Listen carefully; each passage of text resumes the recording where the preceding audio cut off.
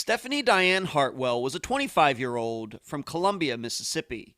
She was the mother of 4, including twin boys. On the morning of November 28, 2001, Stephanie told her neighbor that she was headed to the store and would be right back. She then got into the car of a woman she knew. Stephanie never returned. She was never seen again. I'm Ed Densel, and this is Unfound.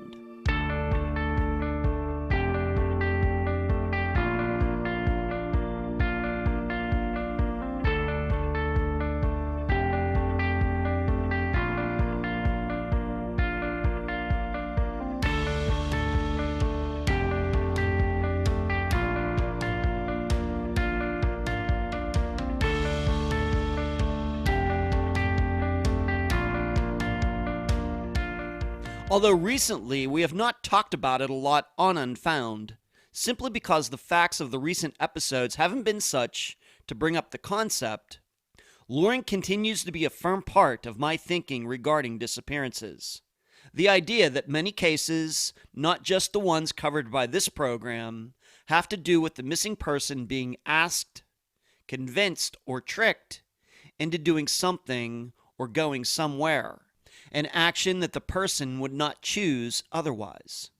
This is usually accompanied by the missing person not telling anyone where he or she is going. And even if the person does so, it's usually a lie. Although the soon-to-be missing person doesn't know it at the time.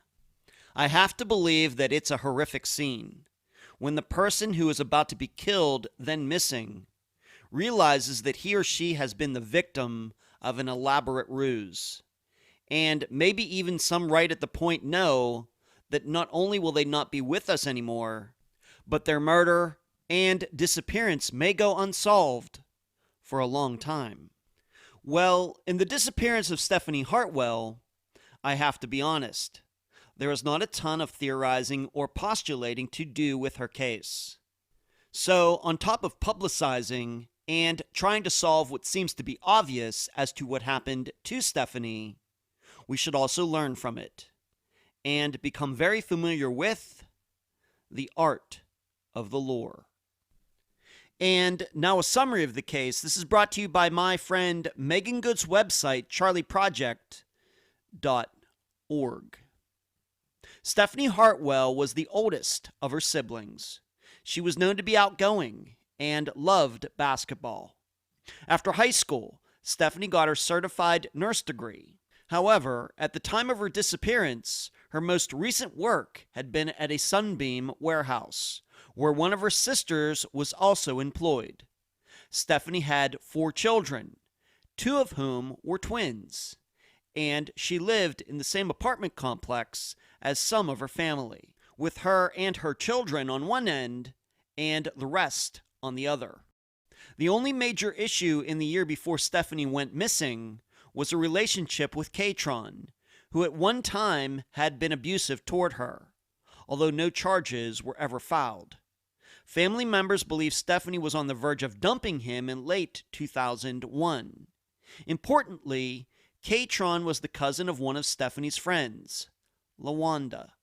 So during the morning of November 28th, 2001, Stephanie was alone at home and on the phone with a friend, but LaWanda kept calling, interrupting the conversation. Stephanie told the friend she had to go, saying that LaWanda was going to be showing up at her apartment shortly. Minutes later, neighbors watched as a green car pulled up, and Stephanie came out. She told them that her sister would be arriving shortly, and that Stephanie would be right back. She was going to the store. She got in the car and left. She was never seen again. Stephanie's sister arrived to find Stephanie's phone and purse still there. In addition, the bathtub was half full. LaWanda to this day claims she was not at Stephanie's. Sometimes disappearances are a huge mystery, and sometimes they aren't, even though they still might be unsolved. Stephanie's surely falls into the latter category. Yet, that doesn't mean we shouldn't publicize these cases. In addition, there's still much we can learn and apply to other disappearances. And that starts with contemplating these 3 questions. Number 1, why would Stephanie say she was going to the store and not take her purse? Number 2, should we be convinced that LaWanda was in the car, even though the neighbors did not specifically see her? And number 3, is it possible that LaWanda was also a kind of victim on the morning of November 28th, 2001, but is afraid to say so?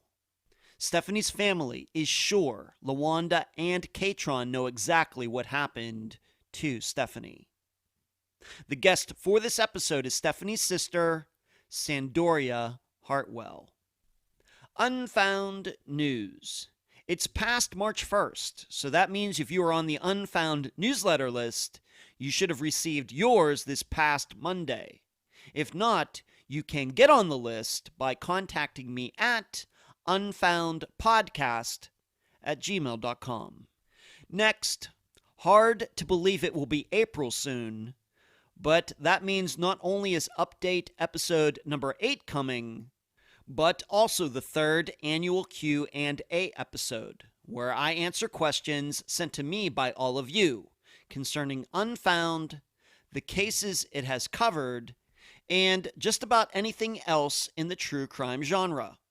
I will also consider answering questions outside the realm of this podcast, as long as they're PG-rated, non-controversial, and or too personal. So please start sending me your questions. Once again, at unfoundpodcast@gmail.com. Finally, I'm starting what you might call a pilot project with some of the think tank members. What is it? Let's just say we're going back to the beginning. If it goes well, I hope to open it up to the general audience eventually. But trust me, it's work and not for fun. Where you can find Unfound. Unfound supports accounts on Podomatic, iTunes, Spotify, Twitter, Instagram, Facebook, Deezer, and YouTube. Speaking of YouTube, on Wednesday nights at 9 p.m. Eastern, please join us for the Unfound Live Show. All of you can talk with me, and I can answer your questions. Contribute to Unfound at patreon.com/Unfound Podcast. This week, I need to thank Dianne, Mandy, and Julie. You can also contribute at PayPal, paypal.me/Unfound Podcast. This week, I need to thank Pauline and Mary Jo. The email address, unfoundpodcast@gmail.com. Merchandise, the books at Amazon.com in both ebook and print form. Do not forget the reviews. Shirts at unfound-podcast.myshopify.com, or you can track down my assistant Heather in the Facebook group. Playing cards at makeplayingcards.com/sell/unfoundpodcast. The website, theunfoundpodcast.com. And please mention Unfound at all true crime websites and forums. Thank you. I'm so happy to have on this episode of Unfound the sister of Stephanie Hartwell, Sandoria Hartwell. Sandoria, welcome to Unfound. Thank you. Let's start here. Let's talk a little bit about your family. Stephanie is your sister. How many siblings do you have? How many people in your family? And what was your family like growing up? We have 3 siblings. We was a loving family. We all was together all the time. We went on vacations. Yeah. And is Stephanie older sister, younger sister? Stephanie's the oldest. She's the oldest. And how much older is she than you? Stephanie 2 years older than us. 2 years older, okay. And you said you have some other siblings, other sisters or other brothers? It's Stephanie, myself, and then Dupree, which is deceased, and then Sherry. Okay. All right. And how did you four all get along? All very close in age or spread out? They are very close in age. Very close. Okay. And everybody get along? Yes, everybody get along well. Okay. All right. Would you say that you and Stephanie, growing up, being 2 years separated, you two very close, shared a lot of personal talks and things like that? Very close. Me and Stephanie was very close. As a matter of fact, we lived in an apartment together. Oh, you did? Okay. Would you say that you and Stephanie very similar personalities, similar likes and everything, or would you say that you two were different? We had similar likes. Similar? Okay. All right. Well, let's. So she's 2 years older. She's the oldest, and let's move on to this. Let's talk a little bit about Stephanie and her personality. Was she very outgoing? Was she shy? How would you, just give, I like to make sure the listeners at least understand who the missing person is, try to, get to know them a little bit. What would you say about Stephanie's personality? She was a very outgoing person. She was very sweet, very kind-hearted, could help anybody. Yeah. She came in contact with. Yeah. Would you say that, I guess she had then a lot of friends? Yes. What everybody knew in the community. Everybody, okay. And we have to remember that when she went missing in 2001, she was 25 years old. Okay. What were some of her interests? Was she, into sports, into music? What were some of her things that she was into? Yeah, she loved music. When she was in school, she played basketball, but she loved listening to music, reading books. When she graduated from high school, she went to college, got a trade. Wow. Okay. She was working she also worked at a gas station. I can't remember the name of the gas station she worked at. It might have been one of the Shell stations, but I can't remember. Okay. That's fine. You said that she went to school for a trade. For what? Do you know? Do you remember? For CNA. Okay. A nurse assistant. Okay. And did she end up doing that or not? Yes. She did. Okay. All right. So she graduated high school, got her higher education with a CNA, and I know that's a very popular field, especially these days. I know that people that I know that have gone into that field after, doing other things with their life, and it's very popular, pays very well as well. How did she do in school? Very smart? Yes, she was very smart. Okay. All right. Okay, let's move on to this. So she got trade, and what work was she doing at the time of her disappearance? I can't remember what job she did at the time of her disappearance, but I can't remember what job she was doing. She might have been at some farm. What was she doing? You say that again, please. She might have been working at if she wasn't working at Sandoria Farm at the time of her disappearance, she was working at a warehouse at the time of her disappearance. All right, a warehouse. Okay, thank you. All right, and I think anybody who has looked into this disappearance, and of course, by the time everybody's hearing our voices, I've publicized a lot of articles and items about, of course, Stephanie and her disappearance. But she was a mother. How many children does she have? And just roughly, I realize we're going back 20 years now, but how old were these children at the time of her disappearance, and how many were there? She was a mother of 4. She had a girl and 3 boys. Wow. One of them was a set of twins, the boys. Their age was 6, 5, 5, and 4. Oh, my. At the time of the disappearance. Now they're 26, 24, 24, and 23. Wow, she had twins. What was that like? Yes. Oh, wow. It was kind of hard, but we managed to see about her children. Okay. But twins, do twins run in your family, or was that just some freak occurrence, Sandoria? Do they run in the Hartwell family? They don't run in the Hartwell family, but they run in the children's dad's family. Oh, they do. Okay. Yes. All right. And how was that pregnancy for her? And the twins sometimes can be very difficult. How did she get through that with having twins? We was helping her along the way. No. As a matter of fact, when she was pregnant with the twins, me and her had an appointment together, and I stayed with her.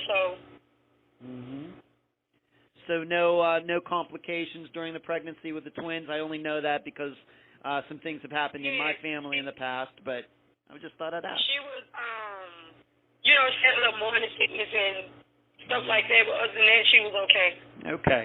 And we have to remember she's a young woman, too, so in her early 20s, or maybe late teens, early 20s, so she's probably better equipped to handle that maybe than, a woman maybe in her late 30s into her 40s, so we have to remember that. Okay, so she has 4 children. Wow, okay, 4 of them, and now they're all grown, of course, 20 years later. And do you keep in touch with all of her children to this day? Yes. I end up adopting her children. Did you? I didn't know that. Okay.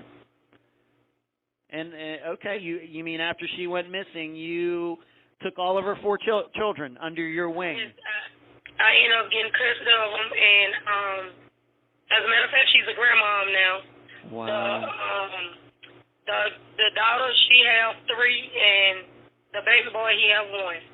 The twins don't have any right now. Wow. Well, that was mighty. Of course, I'd probably say that would be the right thing to do, but I'm sure that was very difficult for you to do. But you got to do that because it's family, right? Correct. You got to do it. Okay, and so you raised them, and I want to give you all the credit in the world. I'm sure, it was very difficult, considering the circumstances and everything else. Okay, so she was working in a warehouse at the time, and when she, at the time of her disappearance, who was she living with? I guess she was living with her children, because we're going to talk about that in a bit, but was she living with anybody else, or was it just her and her kids? It was her and her children. Okay. And they were living in an apartment? Yes. Okay. And at this time, how often were you seeing Stephanie or talking to her every day, maybe 3 times a week? What would you say? I was seeing her every day because she stayed on one end of the apartment complex, and I stayed on the other end with my mom. Oh, you were all in the same apartment complex together? Yes, we were on the same apartment complex. Well, that was convenient. Yeah, I'm sure that was very convenient for all of you to see each other anytime you wanted. Okay. All right. Let's move on to this. Let's just talk about, because these are going to be some people that we're going to be talking about from now on in this interview. But I want to talk about, first, we're just going to talk about them in general terms. Let's talk about LaWanda, also known as Peach. How did Stephanie and LaWanda know each other? Did you also know LaWanda? Why don't you talk just a little bit about LaWanda, how she and Stephanie were friends and everything else? Why don't you do that? Yes, I knew LaWanda as well. I knew LaWanda through my sister Stephanie, but if I'm not mistaken, I think Stephanie met LaWanda because Stephanie used to talk to LaWanda's brother, and we also used to ride back and forth to work together. Oh. When we worked at a warehouse together. When we used to work at Sunbeam. Okay, you worked at Sunbeam. Okay. And your general, I know what you, of course, think of her now, but at the time, maybe in the late 90s, before this all happened, what was your general, being that you rode to work with her, et cetera, what was your general impression of LaWanda? I myself didn't really trust her, but one week we'll ride with her, the next week we'll ride in my sister's car. So we would switch it back and forth like that. But I always have told myself I didn't trust her. You didn't trust her. Okay. No. Do you think how did Stephanie feel about her? Do you think that she trusted her more than you did? Yeah, she trusted. She was always saying it was her friend. But, I was saying she wasn't my friend, but she was my sister friend, so that's why I was around her. Right. Yep, and I have brothers and a sister, so I know a little bit about that as well. So, and I think a lot of people understand what you're saying. You're only friends with LaWanda because Stephanie was friends with LaWanda. Correct. Okay. And how would you, at the time of Stephanie's disappearance, how long would you say that Stephanie and LaWanda knew each other? Any ideas?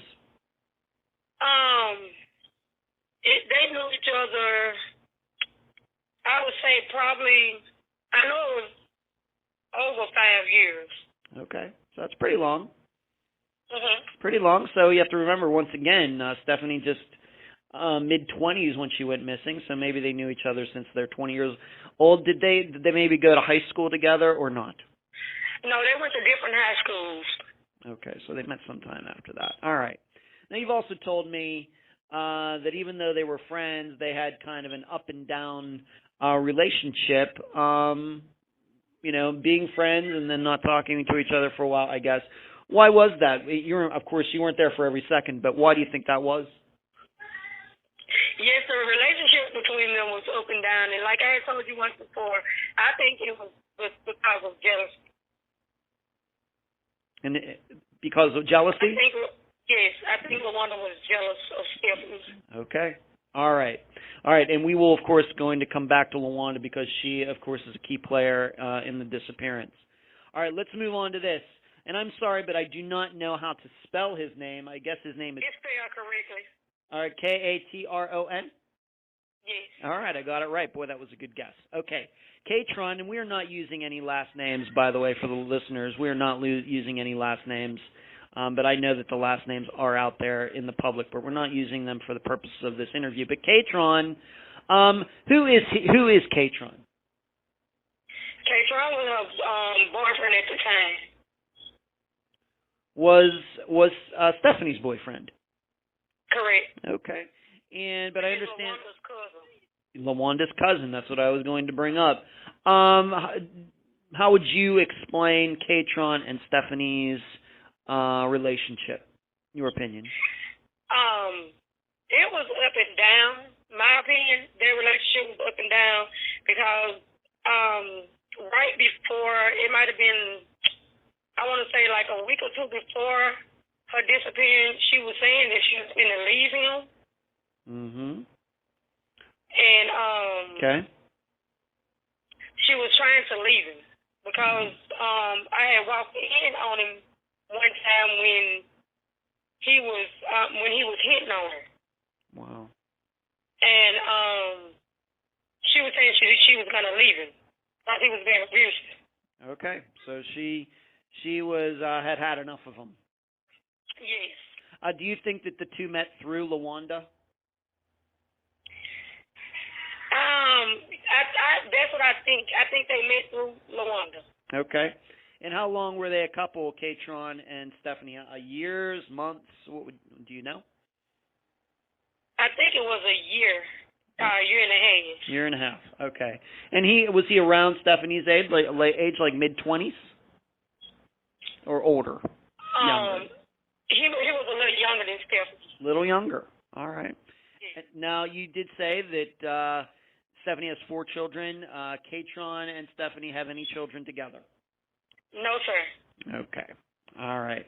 And you said one time that you came in and Katron was being violent with Stephanie. What was the result of that? Did he stop? Did anybody call the police? Did he take off? Did he apologize? What happened? He stopped when I walked in, and I told him if he ever put his hands on my sister again, it was going to be a problem. Mm-hmm. And he apologized and said he'll never do it again. And how long was this before Stephanie went missing, according to your memory? It might have been like 2 or 3 months. Okay. So not close, but not far. Not close, but not far. Certainly within the same year of 2001. Okay. So, and after that, how sure are you that he was never violent with her again? Did you ever see any bruises? I guess what I'm asking, when you see Stephanie, see any bruises, black eye, scratches, anything like that? I didn't see them, but her friend said she showed them to her. Okay. So are you thinking maybe that she was maybe hiding this from you? Is that a possibility? it's a strong possibility because she knew how I felt about her, Mm-hmm. and so it's a strong possibility. Okay. Katron, being that you all live in the same apartment complex, I'm guessing he lived somewhere else. So how often do you think Katron and Stephanie were seeing each other? Would he come over and stay with her? Would she go stay with him? What do you think? No, he was coming to her apartment, staying with her son, but she was not going to his house because he was staying with his mom. Oh, he was staying with his mother. All right, I can understand that. And of course, she has her kids that she has to take care of, so she has to be home with them, even if you do live in the same apartment complex. Okay. And you've already talked about how it is your belief that in her telling you, Stephanie telling you one-on-one, that she was going to be dumping Katron, maybe for the reasons of abuse or whatever other reasons. Correct. Okay, and she had told you that. Yes. Okay. All right. How would you say that Katron treated you when you would see him? He was trying to extend at first when I first started seeing him, and then he'll talk every now and then, and every time I come around, he'll start like he's finna go or whatever. Every time I come down to my sister's house, he'll say, "All right, I'm finna go. I'll see you later." He never stayed around. Okay. Every time you came around, he got out of there. Yes. Okay. All right. He might have been afraid of you or something, Sandoria. Maybe because you were holding in. He knew not to mess with you. Considering you said that, if you ever saw him lay a hand on her again, it'd be big trouble. So maybe that was the reason. Okay. All right. So we have all this going on. Stephanie lives in the same apartment complex. She has her children between the ages of 4 and 6, 4 of them. And you're seeing her seemingly, of course, a lot, being that you do live in the same apartment complex. And, of course, there's LaWanda, who is Katron's cousin, but you're Stephanie's kind of friends with her. But let's move back to that a little bit. Once again, this is from a prior conversation, and and you can of course explain it again. The way you explained it to me is that even though Stephanie and LaWanda are friends, that maybe Stephanie and LaWanda had not talked to each other for a while. Is that the way you remember it? Yes. Okay. Why do you think that was? And can you even 20 years later say how long it was that maybe they were not friends, they hadn't spoken to each other, there was maybe bad blood between them? What can you say about that? What do you know? I don't know why she had stopped talking to her or what, but only thing I know, they had stopped talking for a while, and then when she was on the phone with her friend Shanetta, she started beating in while they was on the phone together. Mm-hmm. Okay, and that you're talking about the day of the disappearance, November 28th. Yes. Okay, but just to be clear, though, your impression, once again, I realize you were not around Stephanie all the time, but at the time of her disappearance, it was your impression that LaWanda and Stephanie weren't even friends anymore. Correct. Okay, all right. All right, so they had a falling out. Maybe it was because Stephanie was going to be dumping Katron. Maybe it had something to do with it, something else. But as you already talked about, it very well could be that LaWanda is not a very good person, not a very good friend to Stephanie, maybe jealous of her, and maybe that's what was going on. Before she went missing, did Stephanie ever express any fear about anything, about LaWanda, about Katron, about anything? No, sir. Okay. When you would talk with her, once again, and maybe let's just say the month before she went missing, that full month of November 2001, how many times would you say that you spoke about Katron and or LaWanda? Do you even remember? When we talked, we never even talked about them. No, he didn't talk about them. Okay. No. All right. All right, so let's move up to that day, which you've already spoken a little about already, and that would be November 28th, 2001. Now my understanding is that you actually had some type of plans with Stephanie that day. You were going to be going over to her place or something. Why don't we just, you were planning to go over her apartment even though you lived in the same apartment complex. Can you talk a little bit about that? Why was that? Okay, on November 28, 2001, when my sister came up missing, I was going over there to drop my baby off because I had an interview in Hattiesburg. I had to be there either at 10 o'clock or 11. I want to say it was at 11 for my interview for the hospital at Forest General. When I pulled up in front of the apartment, the neighbors, they told me that Stephanie had left. And I was like, left? You know, with the expression on my face, like she left, and like she know that I had to bring my babies to her. Right. And they was like, yeah, she just left with Peach, which is LaWanda. And I was like, okay. They said, but she said she'll be right back. She going to the store. Huh. So what I did, I sat there for about 5 minutes, and then I left.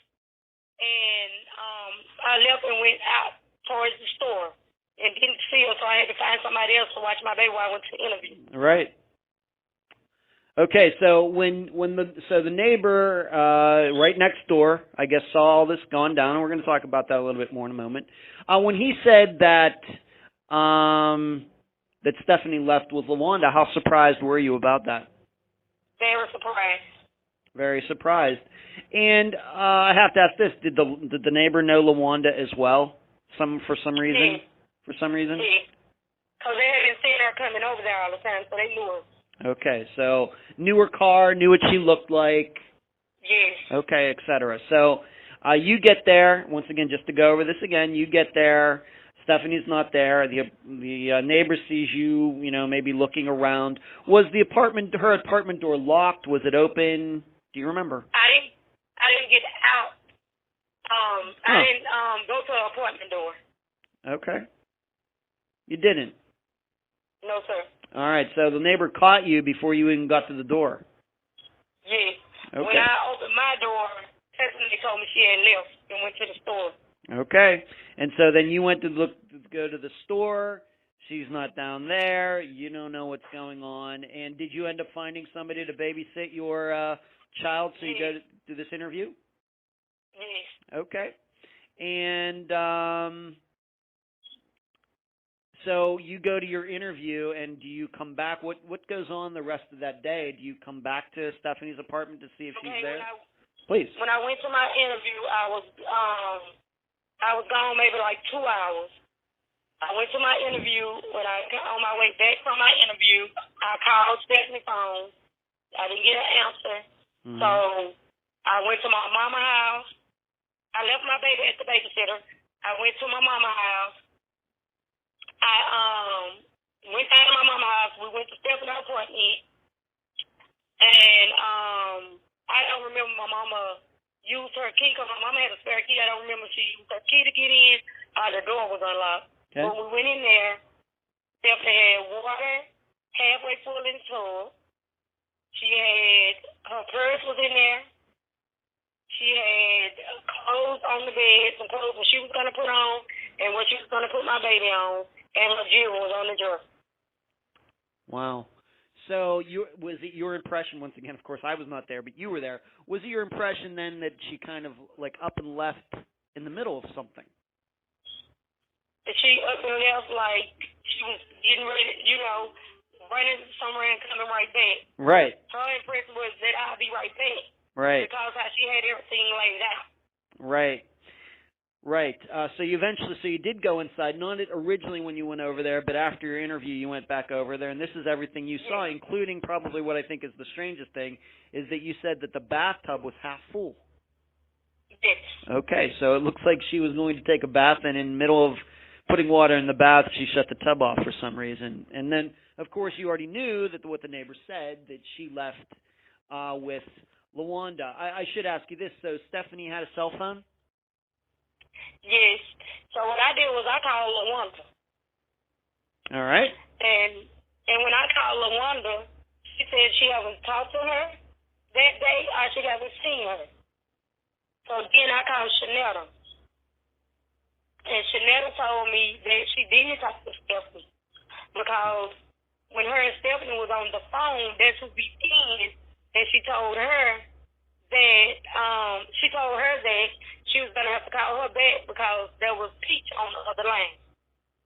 And we have to maybe tell the listeners, who is Shanetta? A friend? Oh, Shanetta's friend. Shanetta's her best friend. Okay, thank you. We just want to make sure that we mention these names. So that morning, so Stephanie and Shanetta are on the phone, and LaWanda was trying to call Stephanie. Yes. All right, and then after that is when, what the neighbor says, LaWanda came over and Stephanie left with LaWanda seemingly in a hurry, given that, as you explained when you got there, it seems like she left in the middle of something, meaning she was in the process of filling up a tub and, it wasn't full, for example. What about her children? What happened to them that morning? Okay, they were, my mama put them on the bus. I don't know why they were saying in the newspaper that Stephanie put them on the bus, but my mama put them on the bus because they had tried to stay at my mama's house with us the night before. So my mama put them on the bus,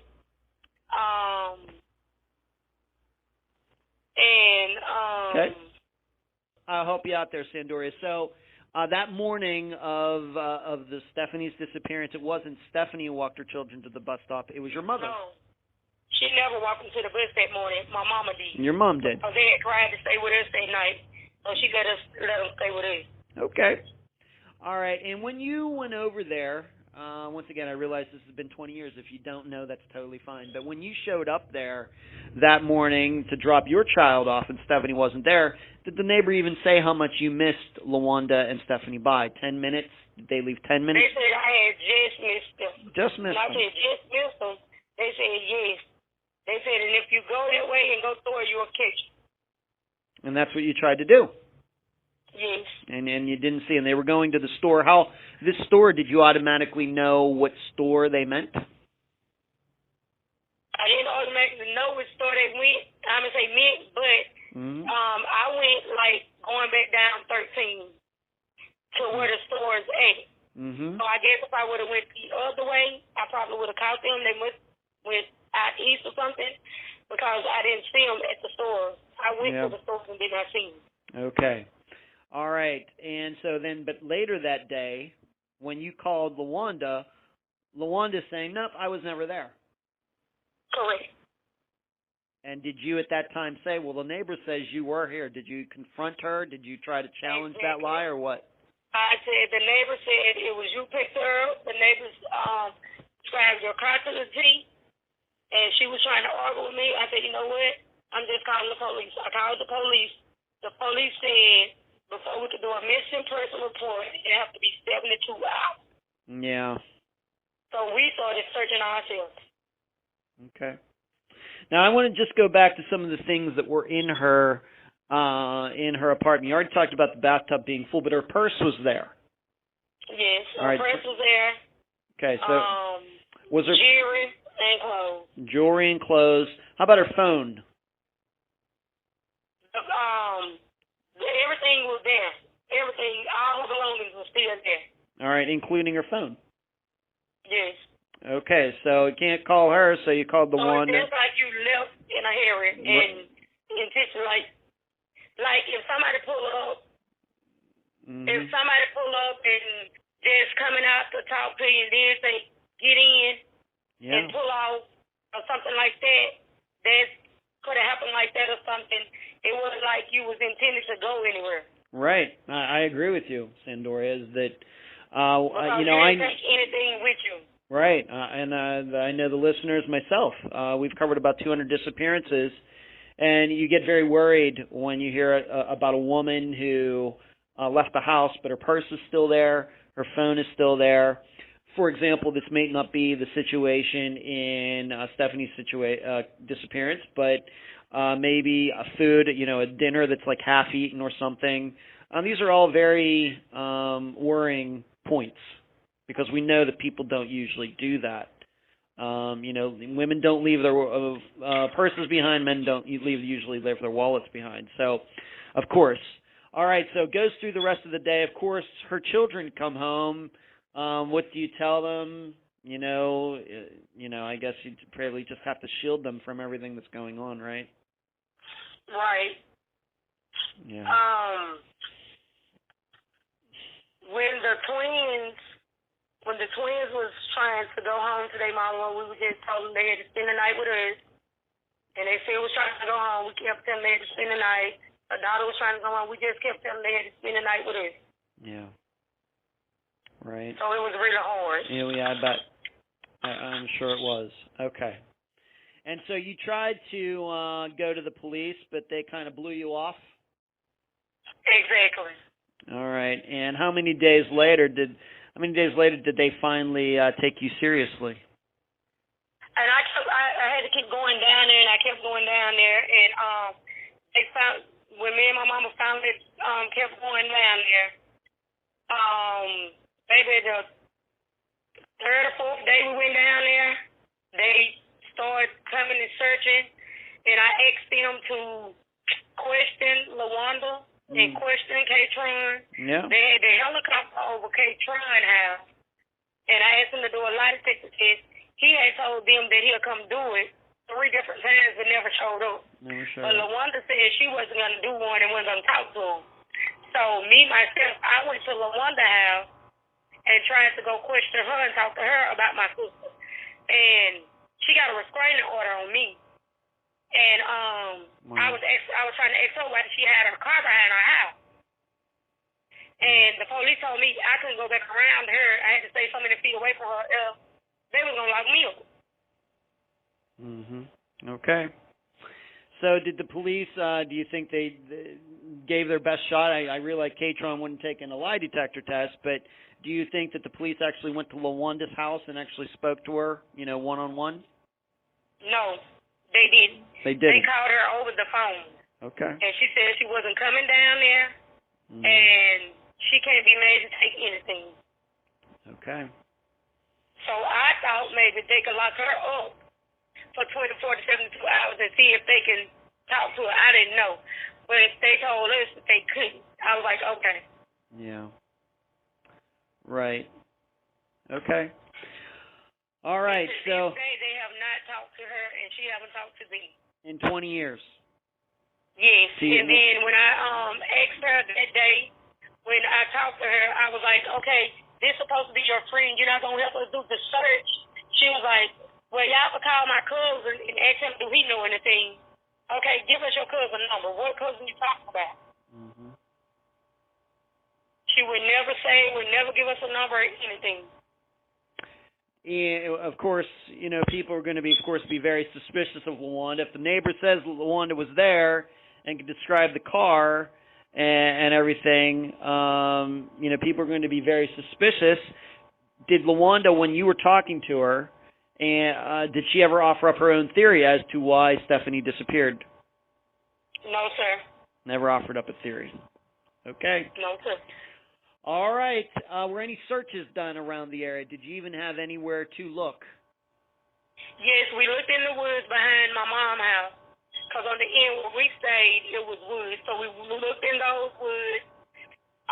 We searched all those apartments, and then we went out east and searched out in that area as well. Okay, nothing. And we got flyers made. We hung flyers up everywhere, and it was nothing. Okay. All right, and has K-Tron, once again, to your knowledge, has he ever offered up a theory as to what happened to Stephanie back then? No, sir. No. Okay. All right, let's move on to some other things. Can you think of any? I think you probably knew Stephanie as any person on the planet. But in your opinion, being that she knew you were coming over, can you think of any idea why she would leave with LaWanda when she knew that you were going to be there within a few minutes? No, sir. That's why I'm saying it was strange to me for her to leave. That's why I'm saying I believe that she was made to get in that car. And that's why I believe that someone else had to be in that car with her. That's just my opinion. You see what I'm saying? Yeah, I do. And we're going to try to keep the speculation to a minimum, but I totally understand what you're saying, Sandoria. That's totally fine. No, you don't need to apologize. It's totally fine. It makes a lot of sense what you're saying.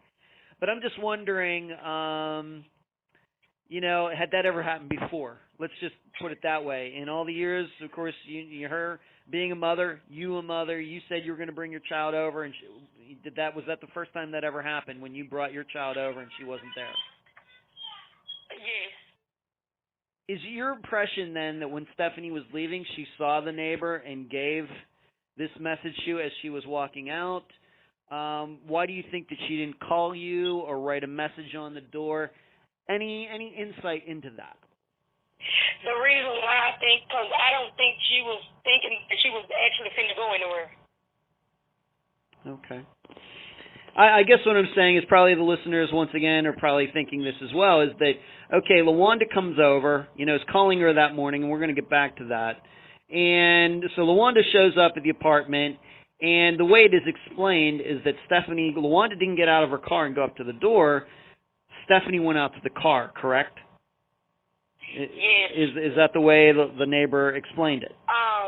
Yes, because Shanetta was still on the phone. Stephanie Friend and her was still on the phone. Yeah. Shanetta, yes, they were still on the phone, and Shanetta said that Stephanie said that she had called her and said that she was outside, and so she hung up with her and went out there. Okay. All right, but it was the neighbor who knew about they were going to the store. So your impression is Stephanie told this neighbor. Is it a man or a woman? It's the neighbor. It was a man. Man. Okay. So Stephanie tells this guy, I'm going to be going down to the store with this woman in the car, and my sister's going to be coming over in a few minutes. Is that what she told him? She told him that she was finna, she told him that I was coming over there and let her know that she was going to the store and she'll be right back. Okay. And I know this is very technical questions, but I just want to be clear on this. Are we then saying, did Stephanie have to, knock on his door, or did he just happen to be outside? No, they was on the porch. Him, his wife, and children was on the porch. On the porch. Okay, so that was convenient for her to do that. Thank you for explaining that. Okay. No problem. All right, so that's how that happened. She's on the phone with Shanetta, and I've talked to Shanetta. You know that I've talked to her, and I will, she gave me, basically the same story that you're telling me right now about what went on that morning. All right, so she's on the phone. LaWanda's buzzing in. Finally, Stephanie says, "I gotta go." LaWanda's here. She goes out there. As she's going out, she says to the neighbors, "Hey, my sister's going to be coming over in a couple minutes. Tell her I'll be right back. I'm just going down to the store." And then she gets in the car, a car that we presumably had LaWanda in it, LaWanda's car, and they take off. Stephanie's never seen again. Correct. Okay. All right. Now, you've already talked about LaWanda getting a restraining order on you. Let's talk a little bit about that. When did that happen? Why did that happen? She said that I was harassing her. I kept coming everywhere. She said that I was harassing her. Everywhere I see her, I was asking her questions. I was coming to her house. Mm-hmm. And so she said she was tired of it, so she went down there and got a restraining order. How long after the disappearance did this happen, Sandoria? Maybe like a month. A month after. Okay. Yes, sir. All right. Would you? I just have to ask this. Would you say that you were harassing her, or were you just asking her good questions about Stephanie's disappearance? No, I wasn't harassing her. I was just asking her questions because the police wasn't doing their job. So I was asking her, okay, this is supposed to be your friend. You're not helping us look. So if you could tell me where you took my sister, could you tell me, okay, why your car behind your house? Could you tell me tell me what's going on? Because I went and told the police that the car was behind the house. The car stayed behind the house a month before it disappeared from back there. So I just want to know what's going on, but then you go get a restraining order on me. Wow.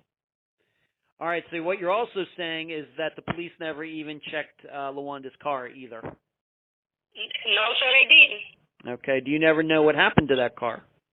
She had a crash. Had it crushed, took it to the junkyard? Yes, sir. Wow. How soon, once again, the way you remember it, it's been almost 20 years, how long after Stephanie's disappearance did she have that car taken there, to your knowledge? After she had the restraining order on me and I found out that the car was back there, They stayed back there a month, and then she had a crash.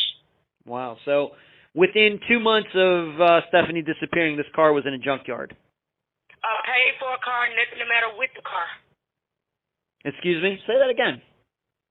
A car that was paid for, nothing the matter with the car, and Wow. she had a crash. Wow. Okay. Thank you. So, all right. So she seemingly had no reason to do that, but she got it. She got it crushed anyway. Okay. Has LaWanda ever taken a lie detector test regarding Stephanie's disappearance? She refused to take it. Okay. Has LaWanda in the last almost 19 and a half years ever admitted being there over at Stephanie's that day? No, sir.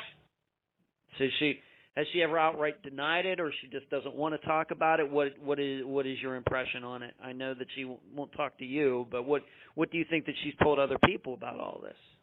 She said she wasn't there. She haven't been over there. She haven't talked to Stephanie. Okay.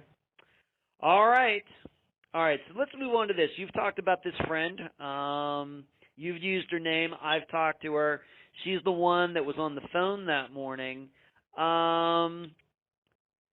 Here's what, maybe you know this, but I'll tell the listeners in this conversation I had with the friend, is that when they were on the phone that morning that Stephanie disappeared, Stephanie had told this friend that K-Tron had been calling Stephanie all night, and of course, we've already talked about him. He was in a relationship with Stephanie.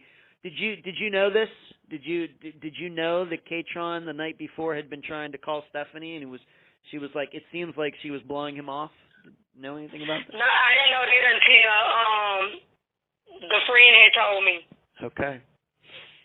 All right, so this could go back to what we've already talked about, Stephanie looking to move on from K-Tron, and he's trying to track her down, wants to talk to her, and she's blowing him off. But this is what the friend told you. This is what the friend told me. And then maybe we can put that together with then LaWanda, presumably LaWanda, showing up that morning. And maybe it wasn't actually LaWanda driving her car. Maybe it was somebody else. We don't speculate. We don't theorize on this program, but that is something that comes to mind. Okay, so maybe we can put that all together. Let's move on to this. K-Tron, to your knowledge, does he have an alibi for that day of Stephanie's disappearance? Oh, sir. All right. And you've already said he was supposed to take a polygraph, never did?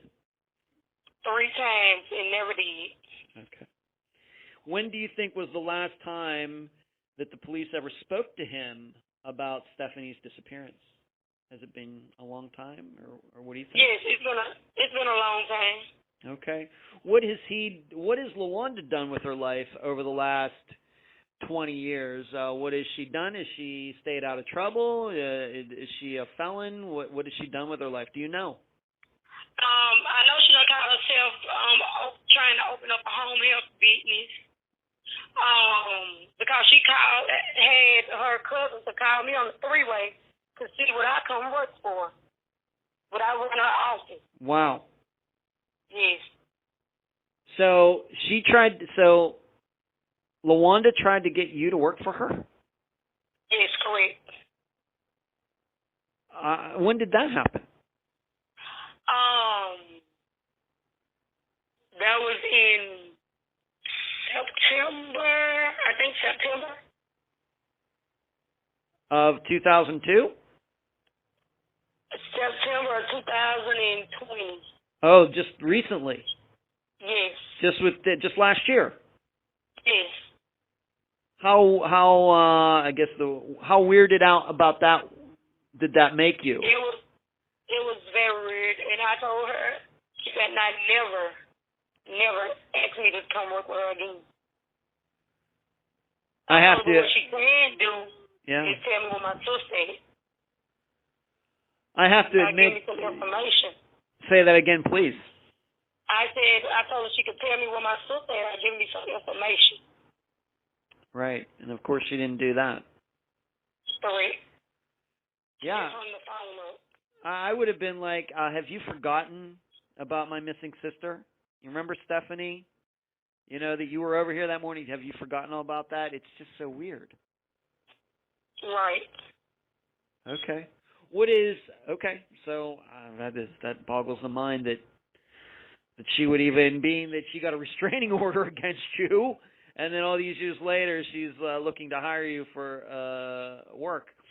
Yeah. What has Katron done with his life over the last 20 years? He work on cars. He have his own business and he do a body shop. Has he kept his nose clean? Has he had any problems with the law? Do you even know? I have no idea. But I know LaWanda stays from place to place. She can never, I think she might be even gonna move to Texas now. All right, so she might not even be in Mississippi anymore. So she's in Texas. Okay. Do you know if Katron and LaWanda are still close? I have no idea. No idea. Okay. Did you tell me that that maybe over the last 20 years you've kind of run into Katron once in a while, just in? Yes. I be still seeing Katron. Okay. So he's still in the area of Columbia, Mississippi? Yes, he's still staying in the same spot out there in Blue Springs. Okay. Do you happen to know, after Stephanie disappeared, did he get another girlfriend quickly? Did he get married? Did he have any children? How quickly after? Do you know? He don't have any children, but he's married. Married. Okay. And do you even remember back to that time? Did he have another girlfriend quickly after Stephanie went missing? Do you even know? I don't know how soon it was when he got in another relationship. Mm-hmm. Okay. And once again, to ask you again, he has never offered up an opinion as to what happened to Stephanie. No, sir. He's never, once again, to your knowledge, never even pointed the finger at LaWanda. No, sir. He never said, well, I don't know what to tell you. This is just an example, Sandoria, but hey, I don't know what to tell you. I've heard that LaWanda was over there that morning in her car. Why are you asking me? He's never done anything like that? No, sir. Okay. And to your knowledge, once again through the grapevine, have you ever heard that LaWanda said anything about Katron maybe being responsible for Stephanie's disappearance? No, sir. Okay. I don't know how much you speak with the police, but at any time over the last almost 20 years, have they ever just outright told you, we think that LaWanda and Katron or Katron had something to do with Stephanie's disappearance, we just can't prove it. Have the police ever said anything like that to you? No, they haven't said anything to us, but they said if we come up with any information, just come talk to them. Mm-hmm. One time they said that the case was going to come to an end, and then a new investigator went down there and reopened it back up, and so he's looking into it again. Mm-hmm. So. Okay. I just want to maybe go over something, maybe just to make sure the listeners totally understand this about that morning. Being that these people, next door neighbors, were out there on the porch and sitting there and saw LaWanda's car pull up, did they ever specifically say that they saw LaWanda, or did they just see her car? No, they saw her car. All right. So I guess what we're saying is anybody could have been driving her car. It wouldn't have had to have been LaWanda.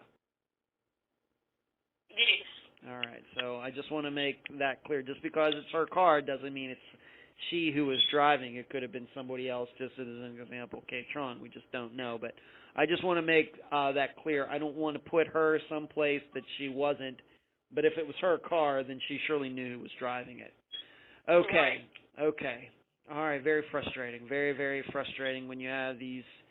And then you hide your car in your backyard and then you crash your car. Right. Something going on with your car. Yeah, that could be seen as being certainly suspicious and maybe a sign of a feeling of guilt. That is, I agree with you on that, having covered 200 disappearances, for sure. Let's move on to this regarding your family, and being that it's been over 19 years, going to be 20 years, this coming November. How are you said that how quickly after she disappeared did you adopt Stephanie's children? How quickly did that happen? It happened maybe like a year and a half, 2 years later. Okay. Cause they were living. Me and my mama been saying about them, but for the school purposes, somebody had to adopt, and so I adopted. Good for you.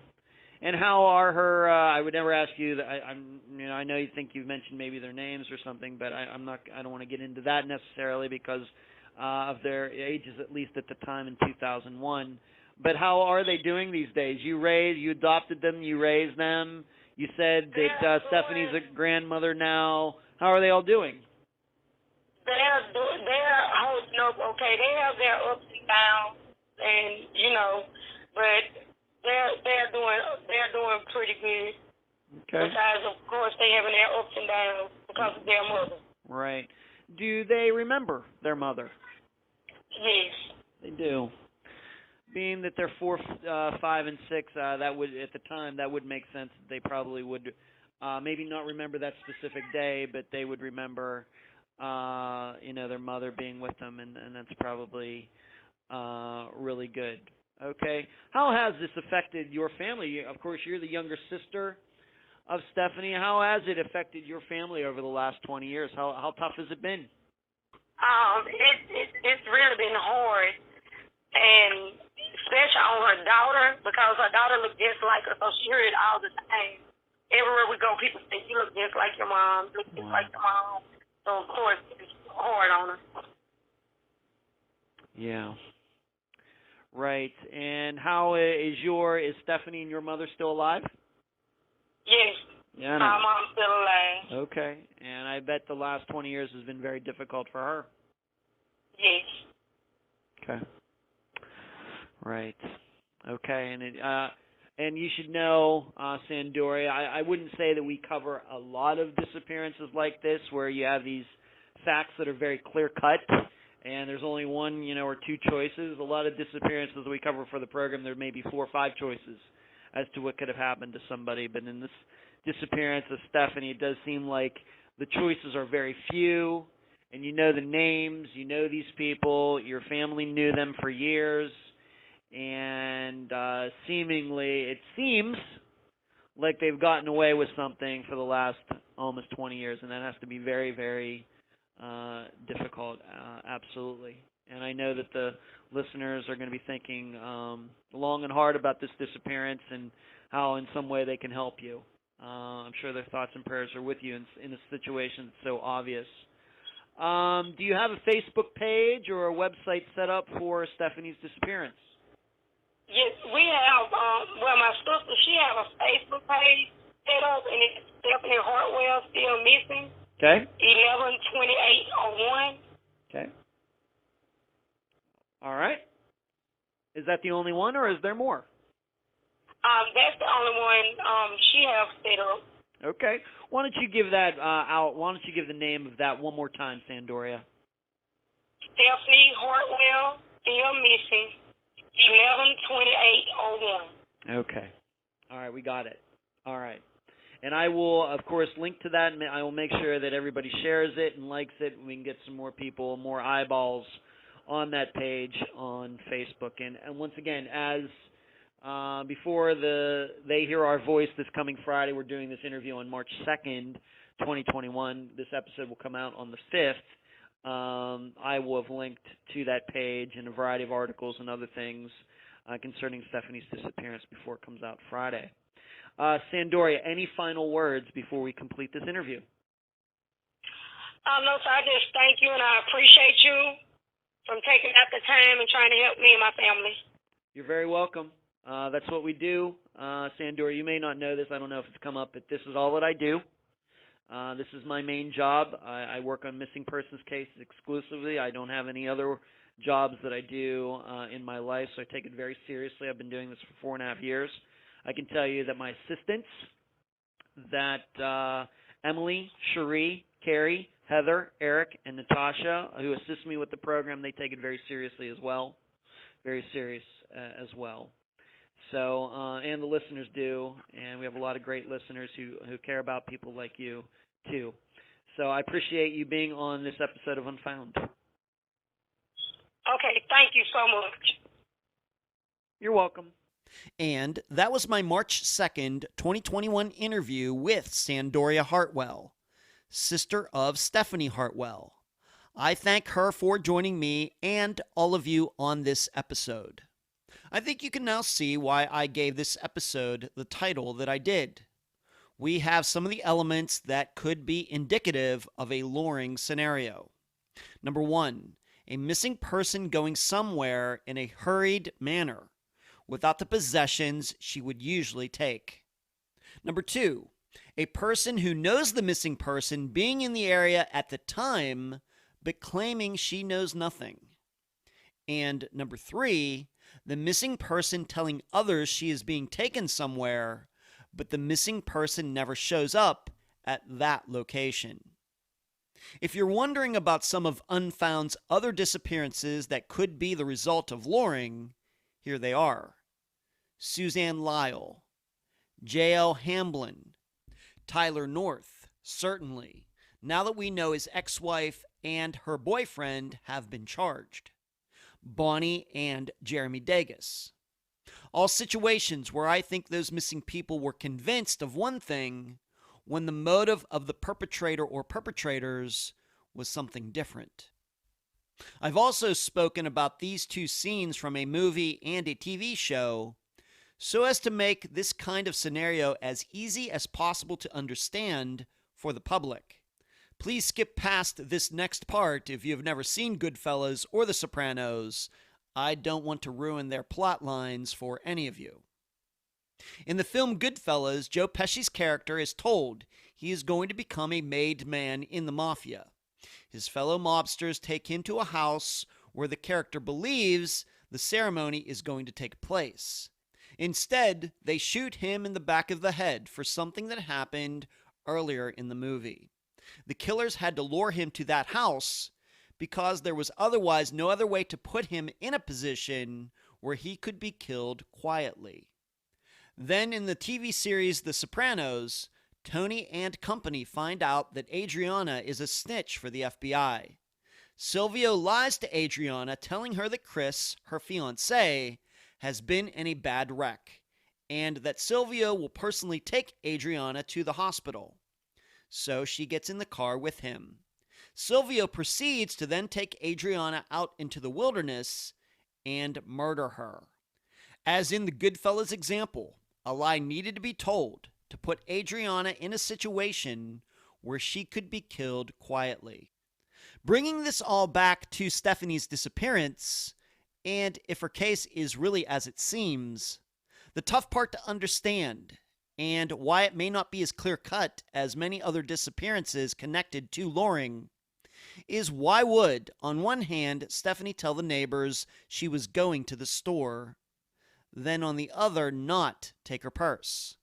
Moreover, would Stephanie really stop filling up a bath just so she can go to the store with a woman who wasn't even that good of a friend? It's puzzling. I put that all together with my conversation I had with Shanetta, the friend of Stephanie who was on the phone with her that morning. Shanetta told me that Stephanie had to click over to the other line multiple times due to LaWanda calling over and over. Would LaWanda really call more than once to talk to Stephanie about simply going to the store? Would she? Really? Would once not be enough? Then Shanetta told me how Stephanie told her that Katron had called Stephanie over and over and over the night before, and Stephanie had blown him off. I think what I'm saying is, you put together the multiple calls from LaWanda, with the multiple calls from Katron the night before, with Stephanie obviously rushing out of her apartment without her phone, her purse, and the bathtub half full. I think we can know exactly what luring story LaWanda used on Stephanie. But I think Stephanie lied to her neighbors about it. Remember, lying is also an art. And sometimes it is done for good reasons. I'll leave the theorizing up to you. And that's the program. If you found it informative, please go to the app that you use to listen to Unfound and give this podcast a nice review. I thank you for listening. I'm Ed Dunsel, and you've been listening to Unfound.